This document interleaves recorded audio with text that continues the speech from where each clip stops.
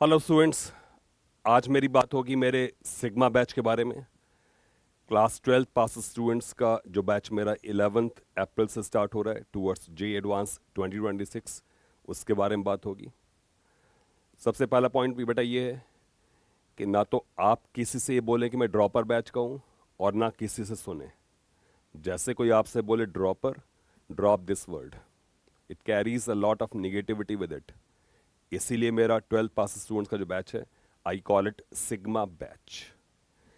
एक सोसाइटी में एक बहुत काइंड ऑफ स्टिग्मा अटैच्ड है कि अगर आप क्लास 12 के बाद 1 ईयर ड्रॉप लेते हो तो आप खुद अजीब सा फील कर रहे होते हो और सोसाइटी भी आपको ऐसा ही फील करा रही होती है। Don't go on this. Majority of the selections in J advance is of 12 pass out students. हाँ, ये बात जरूर है, क्लास 12 स्टूडेंट्स टॉप रैंक्स में थोड़ा डोमिनेट करते हैं, बट ओवरऑल जो नंबर ऑफ सिलेक्शंस हैं ओवरऑल ड्रॉप आउट स्टूडेंट्स का काफ़ी ज़्यादा होता है। तो इसलिए इस सिग्मा से एकदम बाहर निकल जाओ कि you have done something wrong. ठीक है, एक पॉजिटिविटी के साथ, एक फॉरवर्ड लुकिंग एटीट्यूड के साथ इसको अप्रोच करना है। You done nothing wrong. ये बहुत ही नॉर्मल है। और जब आप अपने 25 साल का करियर देखोगे तो ये एक साल तुम्हें एक चुटकी ऐसा दिखाई पड़ेगा। It will just a dot on vast sky. ठीक है, इसके बारे में वरीड ही मत होना। ये सबसे पहला पॉइंट है बेटा कि to come out of this psychological guilt कि I am doing something wrong by repeating a year. ये बेटा सोचो ही मत इस बारे में। ठीक है, इसीलिए मैंने इस बैच का नाम सिग्मा बैच रखा है, so that at the end of the year you make this year count. You make this year count, ये सबसे इंपॉर्टेंट बात है। अब बेटा मैं इस बारे में बात करने आ रहा हूं कि क्या मेन रिक्वायरमेंट्स हैं। इन पॉइंट्स को लिख जरूर लेना। ये 3-4 बहुत ही इंपॉर्टेंट पॉइंट्स हैं फॉर सिग्मा बैच। जो स्टूडेंट 12 पास स्टूडेंट्स होंगे और 11 अप्रैल से मेरा बैच स्टार्ट कर रहे होंगे, उनके लिए जो मोस्ट इंपॉर्टेंट एस्पेक्ट्स हैं मैं उसके बारे में बात बोलने वाला हूँ। सबसे पहली बात, क्या आपके पास सफिशिएंट टाइम है for preparing towards J advance? Answer is yes, it is very sufficient time. क्या इसमें अच्छी रैंक लाई जा सकती है? Answer is yes. क्या पहले कुछ बच्चों ने ऐसा किया है? आंसर इज यस, बहुत सारे बच्चों ने बहुत अच्छी रैंक्स दी हैं। ठीक है, तो इट कैन बी डन। कैसे? तो आप ये सोच के देखो कि अगर आप अप्रैल से स्टार्ट करते हो तो आपका जो जे एडवांस है वो नेक्स्ट ईयर मई में आने वाला है, अबाउट 13 मंथ्स अवे। तो 13 महीने का समय, अगर आप 6-6 महीने के हिसाब से चलो तो भी बहुत सफिशिएंट टाइम है for 11th and 12th syllabus overall. It's very sufficient time. और वैसे भी आज मैं डिस्कस करूंगा what will my road map, तो इसमें आपको वैसे क्लियर हो जाएगा कि there is very sufficient time. तो देयर इज सफिशिएंट टाइम। अब मूल मंत्र क्या है जे एडवांस में अच्छा क्रैक करने के लिए? मूल मंत्र क्या है? तो जो पहला स्टेज बेटा आने वाला है वो है जेई मेन 1 जनवरी अटेम्प्ट। ये अज्यूम करते हुए कि जो पिछले साल का पैटर्न था वही अगले साल रहेगा। तो सबसे इंपॉर्टेंट माइलस्टोन है दैट इज जनवरी अटेम्प्ट। तो बेटा आप ये सोच के चलो कि आपके पास बस एक ही अटेम्प्ट है। You got just 1 attempt and that is January attempt. Settle your dream percentile in first attempt only. जो भी आप सोचते हो, मेरे हिसाब से 99.5 percentile is a very decent percentile. Settle 99.5 percentile in the first attempt itself. First attempt self, think as if you got just 1 attempt. बेटा सोचना है कि तुम्हारे पास सिर्फ एक ही अटेम्प्ट है। ठीक है, ये पहला टारगेट है। अब ऐसा करने के लिए रिक्विजिट्स क्या है? तो जेई मेन जो आपका फर्स्ट माइलस्टोन है उसकी पहली और प्राइमरी रिक्विजिट है completion of syllabus. Every chapter must be complete in physics, chemistry, mathematics, तीनों में ही सारे के सारे चैप्टर्स कंप्लीट होना चाहिए। सिलेबस कवरेज 100% होना चाहिए। इसमें आपका टेस्ट, आपका चॉइस, आपकी प्रेफरेंसेस, इससे कोई मतलब नहीं है। आपको हर एक चैप्टर करना है और एटलीस्ट मॉडरेट लेवल पे करना है, क्योंकि जेई मेन के जो क्वेश्चंस होते हैं वो मॉडरेट लेवल के होते हैं। तो आप अगर इसको मॉडरेट लेवल पे करते हो तो भी आप वहाँ के सारे क्वेश्चंस अटेम्प्ट कर ले आओगे। ठीक है, तो first priority is completion of syllabus. Do not leave any chapter. Do not leave any chapter. बेटा एक बात ध्यान रखना कि जो स्टूडेंट्स क्लास 12th के बाद प्रिपेयर करते हैं सिग्मा बैच, उनकी एक साइकोलॉजी होती है। वो ये सोचते हैं क्लास 11th और 12th में उन्होंने क्या नहीं पढ़ा था। वो ये सोचते हैं कि क्लास 11 12th में कौन सी चीज़ बहुत डिफ़िकल्ट थी, वो कौन से टॉपिक्स जो उनको नहीं आते थे, उसको सेंटर लेकर के उसके सेंट्रिक वो अपनी फिलॉसफी और अपनी प्रिपरेशन प्लान करना शुरू कर देते हैं, जिसकी वजह से जो पार्ट उनको आता था उसकी प्रैक्टिस कम हो जाती है और एक अनइवन डिस्ट्रीब्यूशन हो जाता है।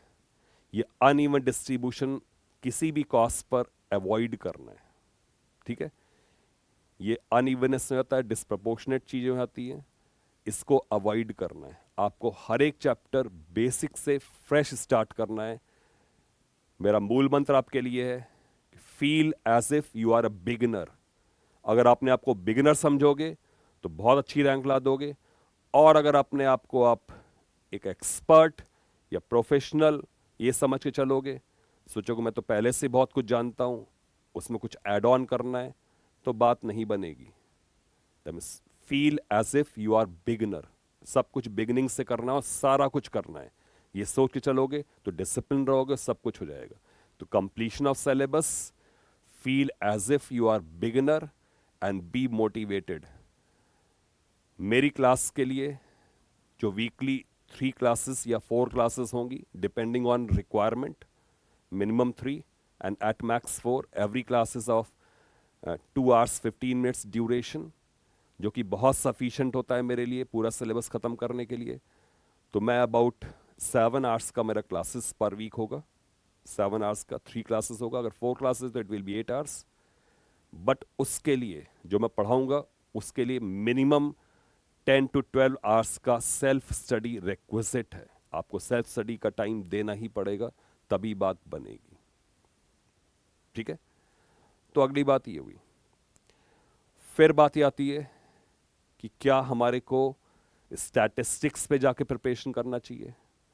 तो बेटा मेरा तुम्हारे लोगों का एडवाइस ये है कि जितने भी स्ट्रैटेजी वीडियोस होते हैं इस सब को एकदम फॉलो करना एकदम बंद कर दो। ये कोई भी स्ट्रैटेजी वीडियोस बिल्कुल भी काम नहीं करते हैं। सिंपल सा रीज़न है, आप लास्ट ईयर कोई भी स्ट्रैटेजी वीडियो उठा लो, उसकी स्ट्रैटेजी आपको ऐसे मिलेगी कि there were 10 papers, in those 10 paper 15 or 20 questions from geometrical optics were asked. Cumulative दिया होता है। ऐसा भी हो सकता है किसी पेपर में ज्योमेट्रिकल ऑप्टिक्स आया ही नहीं हो, और ऐसा भी हो सकता है किसी पेपर में ज्योमेट्रिकल ऑप्टिक्स से 4 सवाल आए हों।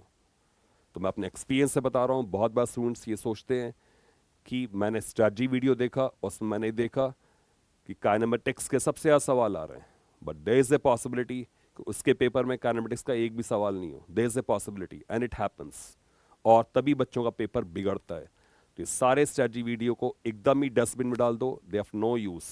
हाँ, ब्रॉडली थोड़ा बहुत आप आइडिया ले सकते हो कि कौन से टॉपिक्स के ज़्यादा वेटेज बन रहा है, बट वो ब्रॉडली है, उससे बेस स्ट्रैटेजी नहीं हो सकती। आपकी स्ट्रैटेजी क्या है? You have to cover every chapter, that is your strategy.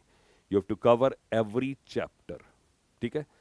You have to be learner, you will be covering every chapter and you will not be following strategies on the YouTube, ठीक है। वो strategy के लिए बेटा हम हैं, तुम बता रहे हैं, जो आप क्लास रेगुलर करोगे तो उसमें आपको वैसे स्ट्रैटेजी मिलती आएगी। नेक्स्ट पॉइंट इज कि क्या मेरे को पहले जेईई मेन प्रिपेयर करना चाहिए फिर जेईई एडवांस प्रिपेयर करना चाहिए? बेटा ये बहुत ही रॉन्ग स्टेप है। There is only one preparation, और उसी सिंगल प्रिपरेशन से जेईई एडवांस भी होता है, जेईई मेन भी होता है। जेईई एडवांस और जेईई मेन का प्रिपरेशन डिफरेंट और सेपरेट नहीं होता है। जेईई एडवांस के जो फंडामेंटल्स होते हैं उससे ही जेईई मेन क्लियर हो जाता है, और जो उसके एडवांस क्वेश्चन होते हैं उससे आगे के लिए फर्दर बिल्डअप होता है। दैट मीन्स जब मैं आपको पढ़ाऊंगा तो मैं आपको जेईई एडवांस के लिए पढ़ाऊंगा, बट मैं बेसिक्स से पढ़ाऊंगा। Everything will be covered from basics, और जो फंडामेंटल मेरी एक्सरसाइज होगी, बेसिक एक्सरसाइज होगी, उससे ऑटोमेटिकली जेईई एडवांस वैसे ही जेईई मेन वैसे ही क्लियर हो जाएगा। तो आपको कुछ एक्स्ट्रा करना नहीं है। क्या अपनी प्रिपरेशन जेईई मेन पीवाईक्यू से बेस्ड होनी चाहिए?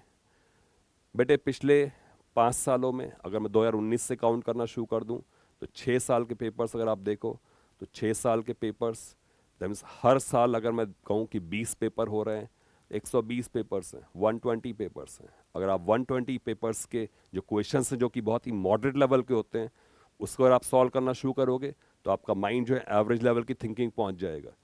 तो जेई मेन PYQs को बहुत ज़्यादा करने से माइंड एवरेज लेवल को जाता है। ये वैसी ही बात है कि आप अगर जिम्बाब्वे से लगातार खेलते रहोगे, नेपाल से लगातार खेलते रहोगे, तो नेचुरल सी बात है आपका लेवल भी नीचे हो जाएगा और आप पुअर बैट्समैन नहीं होगे। ऐसे बहुत सारे बैट्समैन हैं जो कि जिम्बाब्वे के खिलाफ खेल खेल करके बहुत अच्छा अपना बना लिए, अपनी रैंकिंग बहुत बढ़ा लिए, बट उससे उनका गेम पुअर हो गया। आपको तो ऑस्ट्रेलिया के खिलाफ बनाना है, आपको तो इंग्लैंड के खिलाफ बनाना है, तो ओवरऑल ऑलराउंड आपको शो करना है। मैं अपने पॉइंट पर वापस आता हूँ कि जेई में स्पेसिफिक प्रिपरेशन नहीं होनी चाहिए। अभी आप फ्रेश स्टार्ट कर रहे हो, it should be JEE advance based. तो मैं सारे चैप्टर्स में जे एडवांस बेस अपना मटेरियल रखता हूँ। उसकी जो फंडामेंटल एक्सरसाइज होती है उससे जेई मेन ऑटोमेटिकली कवर हो रहा होता है। जेई मेन PYQs कब करने होते हैं? जेई मेन PYQs करने होते हैं लास्ट 45 डेज में। पूरा सिलेबस खत्म करने के बाद लास्ट 45 डेज में फिर आप जेई मेन के मॉक टेस्ट करो 20-25, दैट इज सफिशिएंट एनफ। अब बेटा मैंने एक स्ट्रेटजी का बड़ा इंपॉर्टेंट पॉइंट बताया आपको। क्या बताया? कि आपके लिए सिर्फ एक ही अटेम्प्ट है। आप सोच के देखो कि आपका जनवरी अटेम्प्ट में 99.5 परसेंटाइल लॉक हो गया, दैट मीन्स एक अच्छा डिसेंट NIT कंप्यूटर साइंस या अच्छी ब्रांच साथ लॉक हो गया। अब आप फ्री हो। From January if I start counting from 1st February, March, April and half of May, you've got 3.5 months. 3.5 months means 100 days. अब वो 100 डेज से बहुत जम करके जे एडवांस की प्रैक्टिस करो और अच्छी रैंक से फोड़ दो। ये सिंपल सा स्ट्रेटजी है, सिंपल स्ट्रेटजी। सिलेबस पूरा कंप्लीट करो। JEE main is the only attempt, ये दिमाग में रखो। और जेई मेन के बाद जो अगले 100 दिन बन रहे हैं उसमें तुमने जेई एडवांस का जो प्लेटफॉर्म बनाया उसको एनहांस कर दो और एकदम टॉप रैंक्स फोड़ दो। ये सिंपल सा तुम्हारा रोड मैप है, ठीक है।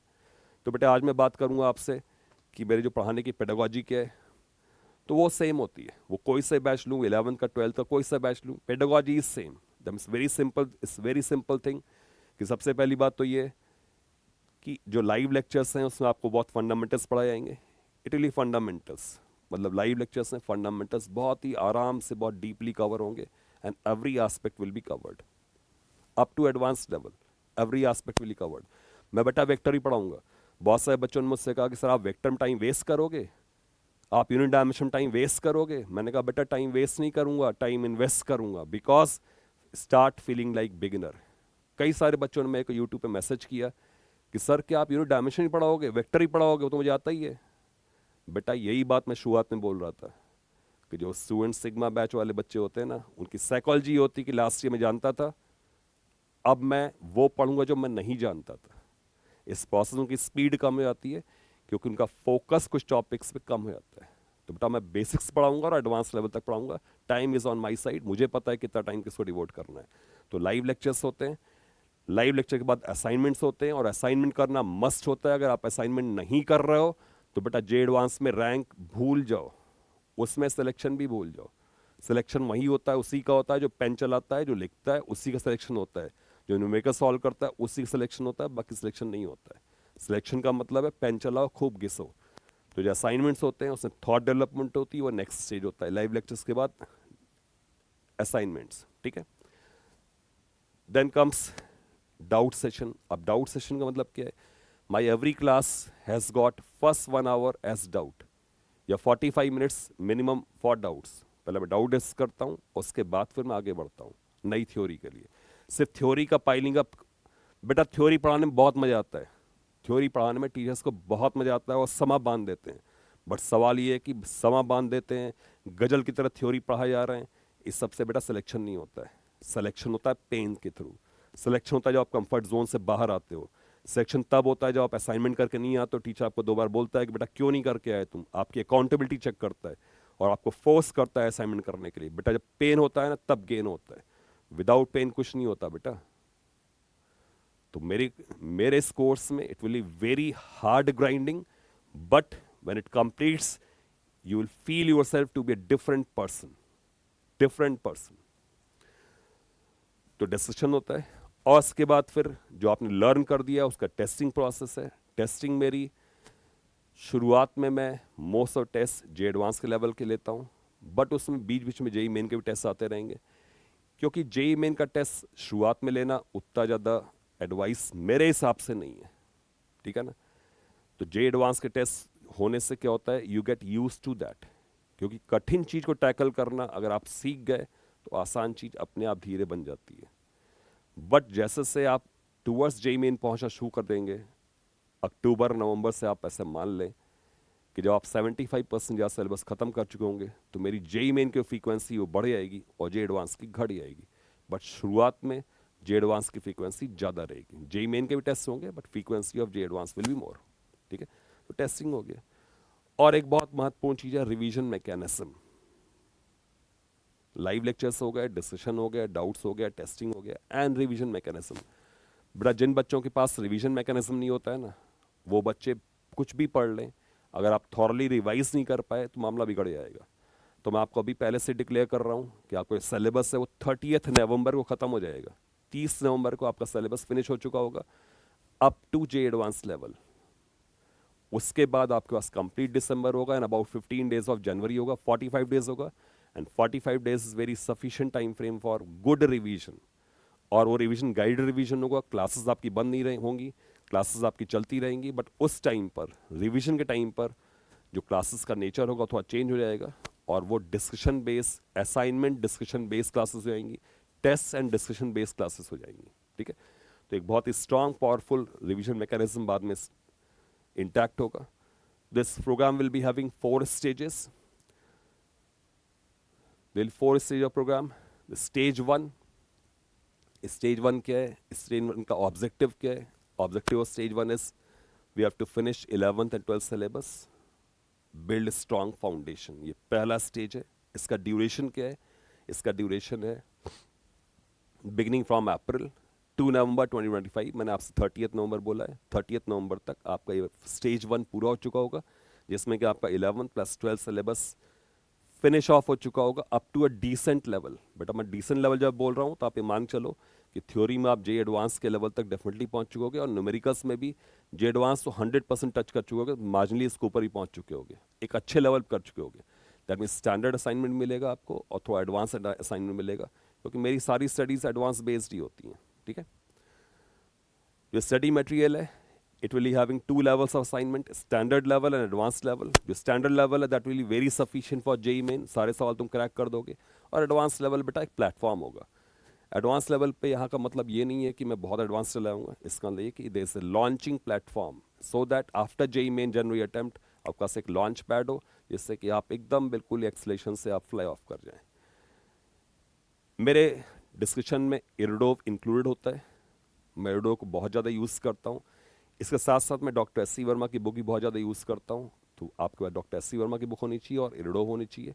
वो मेरा एक फंडामेंटल मेरे एजुकेशन का, मेरी टीचिंग का पार्ट है, ठीक है। Then come stage 2। Stage 2 is JEE main January attempt is target, मतलब 30 नवंबर तक आपका सिलेबस खत्म हो चुका है। 30 नवंबर को सिलेबस खत्म होने के बाद की बात हो रही है, आफ्टर 30th नवंबर। इसका ड्यूरेशन है वो 30 नवंबर के बाद, मतलब 1 दिसंबर से स्टार्ट होकर के जनवरी 2025 है। डेट्स नहीं लिखी हुई है, जब एक बार डिक्लेरेशन आ जाएगा जेई मेन का तो उसके हिसाब से डेट्स एडजस्ट हो जाएंगी, ठीक है। तो 30th November onwards up to JEE main January attempt, ये स्टेज 2 चल रही है। My focus will be on JEE main, जिससे मॉक टेस्ट करोगे, बहुत सारी चीज़ें करोगे तुम, ठीक है। जो स्टडी मटेरियल होगा उसमें जेई मेन PYQs करोगे, जे एडवांस PYQs करोगे, जेई मेन मॉक टेस्ट करोगे and question bank of 1000 selected problems करोगे। वो क्वेश्चन बैंक बहुत ही पावरफुल क्वेश्चन बैंक होगा, जिसमें कि आपका ऑलमोस्ट हर एक कॉर्नर कवर हो चुका होगा, ठीक है। Question bank of 1000 selected problems, तो बेटा इतना बहुत होगा जिससे तुम्हारा JEE main January attempt successfully negotiate हो जाए। ध्यान रखना, तुम्हारी जो ड्रीम परसेंटाइल है it should be locked in January, ठीक है। Then come stage 3 after JEE main January attempt. अब बेटे इसमें मैं अज्यूम कर रहा हूं कि most of you will live up to my expectation and you will clear the critical bar of 99.5 percentile, ठीक है। अब जो नेक्स्ट ऑब्जेक्टिव है, हो सकता है कुछ बच्चे जेई मेन का नहीं पार्ट कर पाए, तो उनके लिए अप्रैल अटेम्प्ट भी टारगेट होगा, ठीक है। बट मैं आपको बता दूं कि जिन्होंने क्लियर कर दिया है उनके लिए जे एडवांस का प्रिपरेशन स्टार्ट हो जाएगा। दैट मीन्स एक तरह से आप कह सकते हो दो स्ट्रीम्स बन जाएंगी। एक मेजॉरिटी स्ट्रीम होगी जो कि प्योरली जे एडवांस की तरफ चली जाएगी, और एक थोड़ी माइनॉरिटी स्ट्रीम होगी जो जेई मेन के पीवाईक्यूज वगैरह को रिपीट कर रही होगी, उनको भी जे एडवांस का मटेरियल मिलेगा, ठीक है।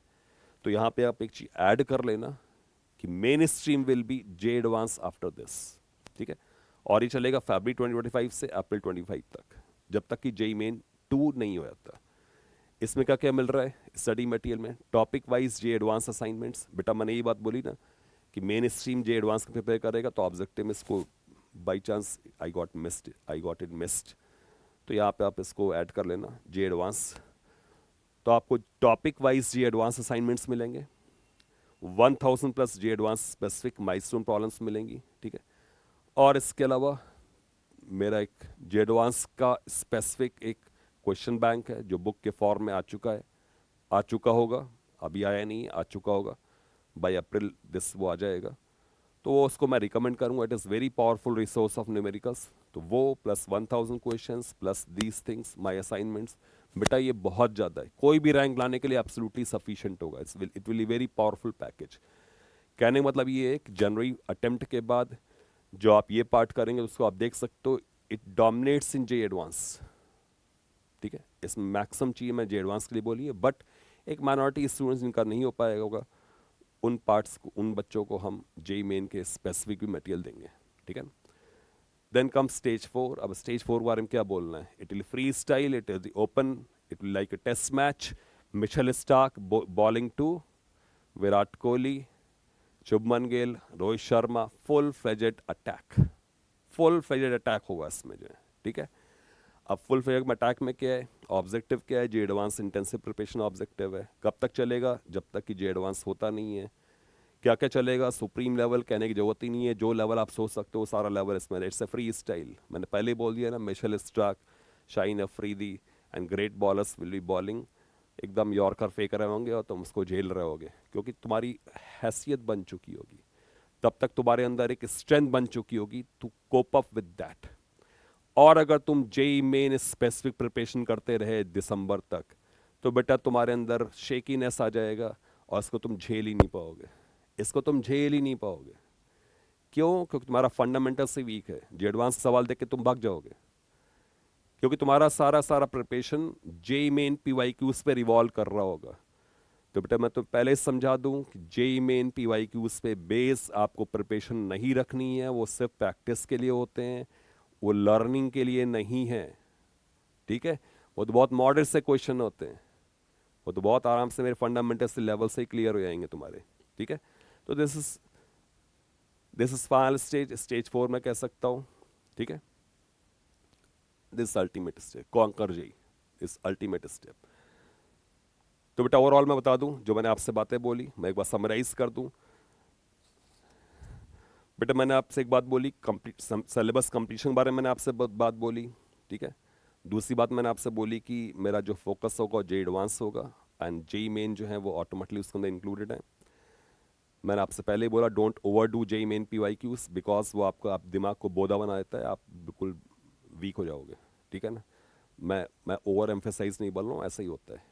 अरे सिंपल सी बात सोचो ना, नेपाल जिम्बाब्वे से खेलते रहोगे कैसे बैट्समैन बनोगे? पूरा बैट्समैन बनोगे, कौन तुम्हें अच्छा कर पाएगा, ठीक है ना। फिर क्या सफिशिएंट टाइम है? एब्सोल्युटली सफिशिएंट टाइम, बहुत टाइम है, बहुत टाइम है। टाइम के बारे में सोचो, सारा सिलेबस कंप्लीट करना है। अगली बात मैंने बोली be a learner, learning attitude के साथ आओ। बेटा तुम में से बहुत सारे लोग हो ना ऐसे आते हो, ऐसे आते हो, अरे वो टीचर ऐसा है, वो टीचर ऐसा है, ये टीचर ऐसा। अरे इंसाइक्लोपीडिया मत बनो भाई, काउंसलर मत बनो। चार टीचर के तुम कंपैरिजन करते हो कि इसका ओसी अच्छा है, इसका आईओसी अच्छा है, इसका पीसी अच्छा है, इसका मैकेनिक्स अच्छा है, इसका इलेक्ट्रोस्टैटिक अच्छा है। ये सब मत करो बेटा। कमेंटेटर मत बनो, न्यूज़ रीडर वाला कमेंटेटर मत बनो, ठीक है। विश्लेषक मत बनो, एनालिटिक मत बनो। अरे तुम्हें स्टूडेंट रहना है, स्टूडेंट रहो। यूट्यूब के स्टडी वीडियोस को किक ऑफ कर दो, throw them out in dustbin, ठीक है, वो स्टैटिस्टिकल होते हैं। ऐसा मैंने बहुत बार देखा है, कुछ बच्चों ने रिलाई किया, रिलाई करने के बाद पता चला कि उन्होंने ज्योमेट्रिकल ऑप्टिक्स तो कम पढ़ा और उसी के 4 सवाल आ गए, उनका उनका खेल निपट गया। ठीक है, डोंट फोकस ऑन दैट। तो बेटा मैं आपसे फिर से बोल रहा हूँ, this is going to be one of the most powerful packages of JEE advance physics, जो कि 11 अप्रैल से स्टार्ट हो रहा है। इसके जो भी फी डिटेल्स वगैरह हैं वो आपको कमेंट सेक्शन में मिल जाएंगे, उसमें एक लिंक दिया हुआ, उस लिंक को आप क्लिक करोगे, सिग्मा बैच पे आपको जाना है। ठीक है ना। और मैं आपको बता दूं कि एक अर्ली बर्ड एडवांटेज चल रहा है, उसको आप अवेल करो। 31 मार्च तक अर्ली बर्ड एडवांटेज है, उसके बाद फीस जो है अपने ओरिजिनल फुल वैल्यू पर आ चुका होगा, इसलिए बाद में मत कहना कि सर जो है फीस बढ़ गया। अभी अर्ली बर्ड एडवांटेज को बेटा यूटिलाइज करो। और एक बात और है, जब अपने दोस्तों सुनोगे कि इस बैच में क्या क्या हो गया और जब अपने इस कंपैरिजन करोगे, मैं तुम्हें दावे और गारंटी के साथ बोल रहा हूँ, इंडिया का कोई भी बैच इसके पैरेलल चल रहा होगा, तुमसे कंपेयर कर लेना, मैं तुम्हें आगे ही दिखाई पड़ूंगा। 100%, 100% मैं तुम्हें आगे दिखाई पड़ूंगा। इतना पावरफुल कोई दे ही नहीं पाएगा, मैं तो बता रहा हूँ ना। अब तुम कहोगे सर ये तो सुपर चैलेंज दे दिया आपने। मैं चाहता हूँ लोग मुझसे और अच्छा करें, मैं चाहता हूँ मुझसे कॉम्पीट करें, मुझसे और अच्छा दें, मैं चाहता हूँ। उससे मेरे अंदर भी एनर्जी आएगी, मैं भी और अच्छा करूँगा। तो इंडिया पे किसी भी टॉप लेवल के बैच में जो भी पढ़ाई चल रही है, 100% आप उसके पैरल ऑन पार और समटाइम्स बियॉन्ड दैट भी चल रहे होगे। It will be very powerful package. 11 अप्रैल से स्टार्ट हो रहा है, तो बेटे इस वो मिस मत करना। अदरवाइज क्या होगा कि बाद में अक्टूबर में तुम देख रहे होगे, प्रिपरेशन बर्बाद तो क्या करें, वन शॉट देख रहे होगे और यूट्यूब पे जाके घूम रहे होगे, 5 minute most important questions learn कर रहे होगे, 24 घंटे का कंटिन्यूस फिजिक्स खत्म, 24 घंटे में केमिस्ट्री खत्म, वो वाले वीडियोस देख रहे होगे। वो सारे रास्ते बर्बादी की तरफ जाते हैं। और मेरी बात सुन रहे होगे ध्यान से, तो जो एडवांस की प्रिपरेशन कर रहे होगे, कूल माइंड से इसको क्रैक कर रहे होगे। तो बेटा इससे ज़्यादा मैं तुम्हें पुश नहीं करूँगा। सिग्मा बैच के स्टूडेंट्स का मैं स्वागत करता हूँ। Sigma batch, sigma batch and sigma batch. उस स्टिग्मा से बाहर निकलो कि you are doing something wrong. ठीक है, बहुत सारे लोग ऐसे होते हैं जिनका लाइफ थोड़ा बाद में थोड़ा डिलेड स्टार्ट होता है, बट वो जिंदगी में बहुत अच्छा करते हैं। तो स्टूडेंट्स, होली का माहौल चल रहा है, very happy Holi to you and be prepared for a very exciting grind of Sigma batch. Thank you everyone.